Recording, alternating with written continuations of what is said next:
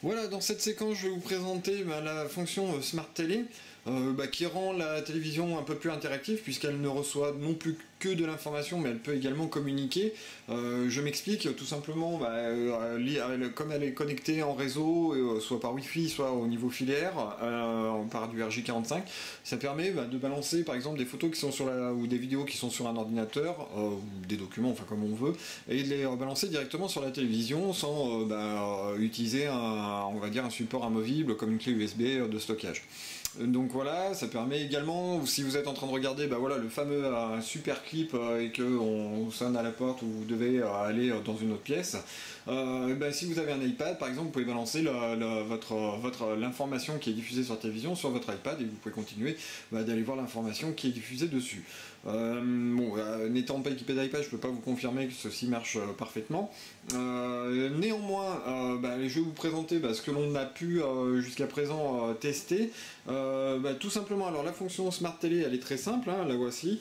Elle se trouve directement sur le bouton qui est ici. Hop, Smart Télé, je ne sais pas si on voit suffisamment bien. Si, voilà, Smart Télé. On appuie une fois dessus, on arrive sur une page d'accueil.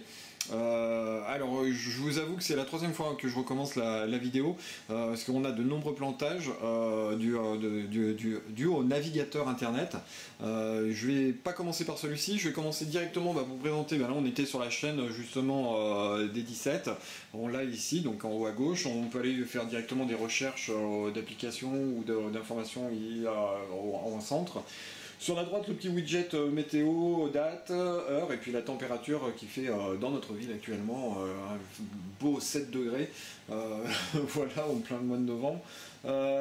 Ensuite, nous avons toutes les applications qui sont en bas, donc on repère tout de suite les plus connues, YouTube, il y a Facebook, il y a Arte, il y a en bêta-test France Télévisions qui est essentiellement les journaux télévisés. Des locations de VOD, Ace Trax Movies, Filmo TV, on a les raccourcis pour Énergie Télé. Je vais également vous montrer ce qu'il y a sur la deuxième partie, ça se fait en deux volets, donc il y a Viewster, il y a Euronews, Picasa pour les photos, on peut louer également des concerts sur eConcert, très connu, donc voilà. Alors je vais essayer, alors parfois c'est pas très réactif, c'est un petit peu là, c'est justement, je me méfie un peu de ça quand ça ralentit un petit peu, quand on passe d'une vignette à une autre, ça veut dire que c'est en train de planter. Alors ça plante très fréquemment quand même cette fonction, malgré que la télévision soit bien mise à jour au niveau des logiciels et du microprocesseur.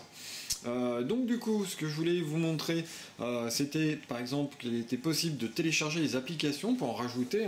Les applications essentiellement sur de la télévision, c'est lié à la télévision, si ça veut bien fonctionner. Voilà, il y a un ralentissement et là je vais le pari que ça va planter. Donc je vais laisser tomber puisque apparemment ça ne veut pas. Les applications qui sont à télécharger, les trucs sympas c'est d'avoir directement ces emails pour configurer un logiciel compte client dessus. Ensuite on peut également télécharger des applications comme eBay. Il y a possibilité de télécharger des films pour adultes. Donc voilà. Je vais essayer d'utiliser le navigateur internet si ça veut bien et ça veut toujours pas. Et voilà, on a encore un nouveau plantage comme d'habitude. Voilà. C'est la quatrième fois, c'est super dommage, je voulais juste vous présenter le navigateur et la définition est vraiment jolie.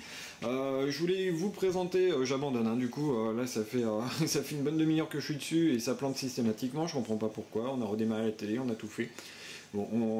Pas très fonctionnel. Je voulais vous montrer la télécommande puisque ça se trouve au dos, voilà.